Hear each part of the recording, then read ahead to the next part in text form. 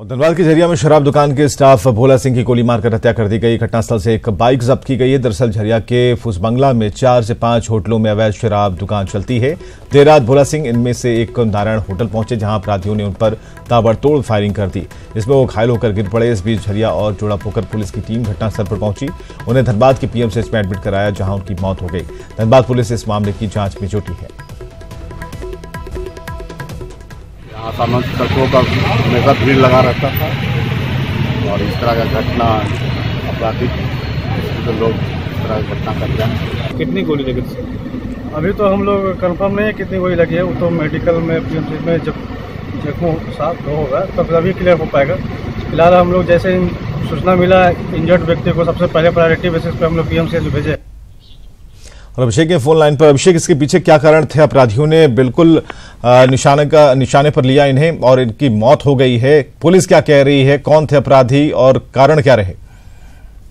देखिए विवेक, ये इस पूरे घटनाक्रम के पीछे अवैध शराब कारोबारियों का हाथ की संभावना जताई जा रही है। जो मृतक हैं उनके बारे में आपको बता दें कि वो सरकारी शराब है, शराब की दुकान चलती है झरिया के फुसबंगला में। फ्रंट लाइन कंपनी है जिसकी वो कर्मचारी के तौर पे काम करते थे भोला सिंह।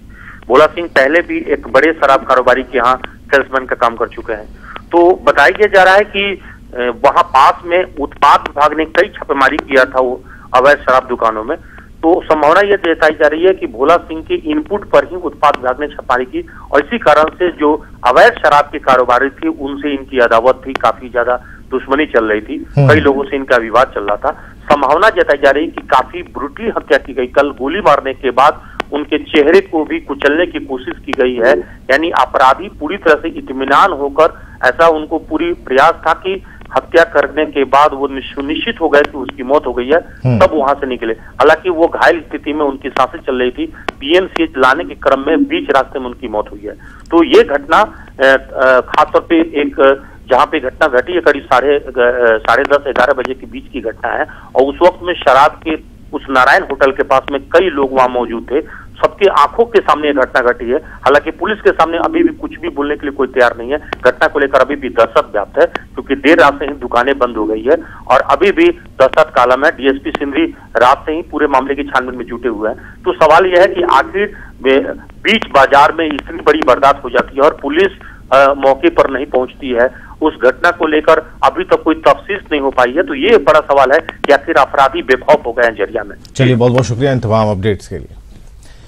और खूंटी के कर्रा थाना क्षेत्र के दिवरी गांव के पास बाइक से गिरकर 3 युवकों की दर्दनाक मौत हो गई, जबकि एक युवक गंभीर रूप से घायल हो गया। ये सभी युवक डाहे केला हाई स्कूल के मैट्रिक छात्र थे। ये चारों छात्र एक ही बाइक से कहीं जा रहे थे, तभी ये हादसा हो गया और इस हादसे में मृतकों के नाम के परिजनों में मातम पसरा है।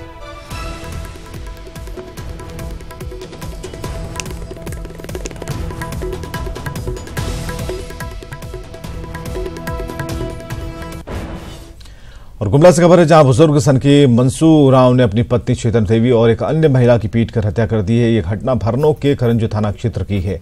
हत्या के बाद शवों को पास के ही तालाब में फेंक दिया गया और इस दौरान बीच बचाव करने आई एक महिला को भी उसने पीट कर बुरी तरह घायल कर दिया। जख्मी महिला को रेफरल अस्पताल भेजा गया है। डॉक्टरों ने उसे मृत घोषित कर दिया। स्थानीय ग्रामीणों ने आरोपी मनसू राव को पुलिस के हवाले किया है।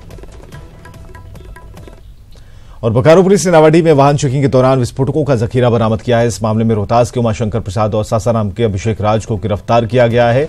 दोनों के पास से 4800 gelatine power shell, 5000 electric detonator, एक पैन कार्ड, 2 आधार कार्ड और कई बैंकों के 7 एटीएम कार्ड मिले हैं। यह जखीरा डुमरी के जैना मोड़ लाया जा रहा था और ये विस्फोटक किसके पास जा रहा था, इसकी जांच चल रही है।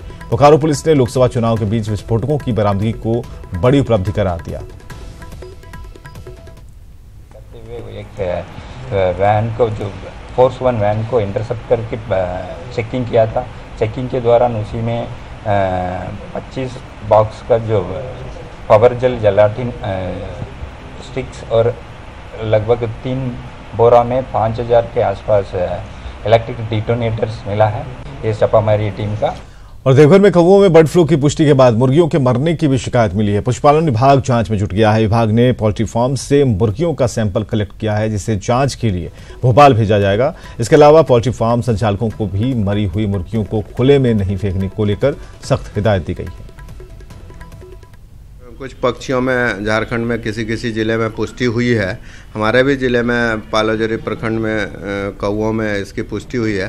तो हम लोग इसलिए बहुत सचेत हैं कि भाई ऐसा कोई अगर सूचना आता है तो तुरंत हम लोग उसका सैंपल कलेक्ट करके निषाद भोपाल भेज दें उसके जांच के लिए, जो उसका सक्षम लेबोरेटरी है। और वहाँ से सैंपल हम लोग आज कलेक्ट किए हैं उनके सारे शेड के पक्षियों का रेंडमली, और उसको निषाद भोपाल भेज रहे हैं। जाँच रिपोर्ट आने के बाद अग्रतर कार्रवाई।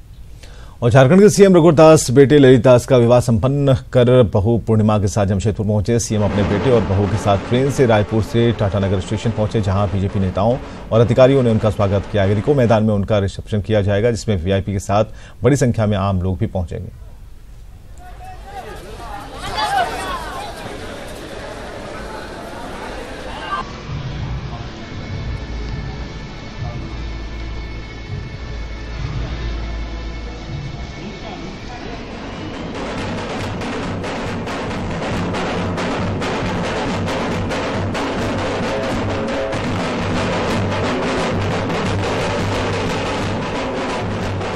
रांची के आंगनबाड़ी केंद्र में कई महीने से चावल आवंटन बंद है और ऐसे में नौनिहालों को पोषाहार नसीब नहीं हो पा रहा।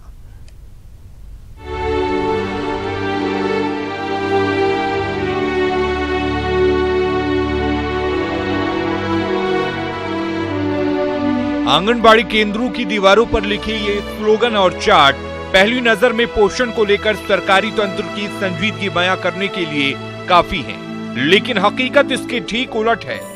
ज्यादातर आंगनबाड़ी केंद्रों में बच्चों को पोषाहार नसीब नहीं हो रहा है। जिले में 1-2 माह नहीं बल्कि कई माह से चावल का आवंटन ठप है। ऐसे में आंगनबाड़ी केंद्रों में खिचड़ी नहीं बन पा रही है और बच्चों को भूखा रहना पड़ रहा है। रांची सदर में तो मतलब 18 महीना हो गया, अभी तक चावल नहीं मिला है। ये बात हम लोग आगे तक भी रखे, डीसी के पास भी बोले, सीडीपीओ मैडम को भी बोले, लेकिन अभी तक तो हम लोग को चावल नहीं मिला। जो आंगनबाड़ी तरफ से मिलना चाहिए वो नहीं मिल रहा है, इसलिए लोग बोलते हैं कि मैम आज खिचड़ी नहीं मिलेगा, ऐसे बोलते हैं। तो मिल ही नहीं रहा तो हम लोग कहाँ से बनाएंगे। हालांकि महिला और बाल विकास विभाग इस हकीकत से मुंह मोड़ रहा है। विभाग का कहना है कि सब कुछ ठीक चल रहा है और कहीं कोई कमी नहीं है। आंगनबाड़ी केंद्रों पर बच्चों को अंडा भी मिल रहा है और पर्याप्त कैलोरी भी, लेकिन इन केंद्रों में रोजाना कितने बच्चे पहुंच रहे हैं, इस सवाल पर निदेशक साहब का मुंह बंद हो जाता है। स्नैक्स में 3 दिन हम लोग सत्तू का घोल या दलिया और 3 दिन अंडा देते हैं। तो 3 दिन अंडा वो अभी चल रहा है, वो रेगुलर बेसिस पे चल रहा है। उसमें स्टार्ट में भले कुछ शिकायतें आई थी, लेकिन अब एकदम रेगुलर है। एक तरफ महिला और बाल विकास विभाग पोषण मिशन की सालगिरह मना रहा है, दूसरी तरफ पर्याप्त पोषाहार नहीं मिलने के चलते आंगनबाड़ी केंद्रों पर नौनिहालों की तादाद घटती जा रही है और कुपोषण के हालात बढ़ते जा रहे हैं। ऐसे में सवाल उठ रहा है कि आखिर विभाग किस बात का पोषण माह मना रहा है। अमिता, न्यूज़ 18, रांची। गुमला के रायडी में 2 साल बाद भगवान शिव का भव्य मंदिर बनकर तैयार है। पूरे विधि विधान के साथ मंदिर की प्राण प्रतिष्ठा की गई।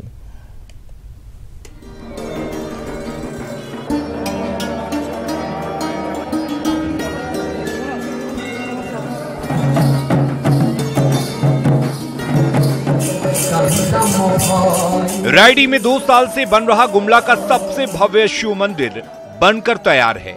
इसकी कलाकृति बेहद आकर्षक है। पूरे विधि विधान के साथ मंदिर की प्राण प्रतिष्ठा की गई।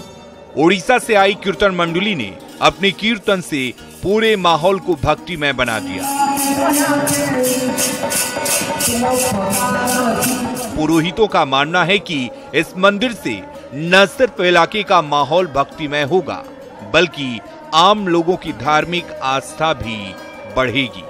3 दिन की महाप्राण प्रतिष्ठा पूजा संपन्न हुई, जिसमें नासिक त्र्यंबकेश्वर के आचार्य अशोक चतुर्वेदी एवं उनके पंडितगण और रांची के श्री मार्कंडेय जी पंडित जी के सानिध्य में 3 दिन का प्राण प्रतिष्ठा का पूजन संपन्न हुआ।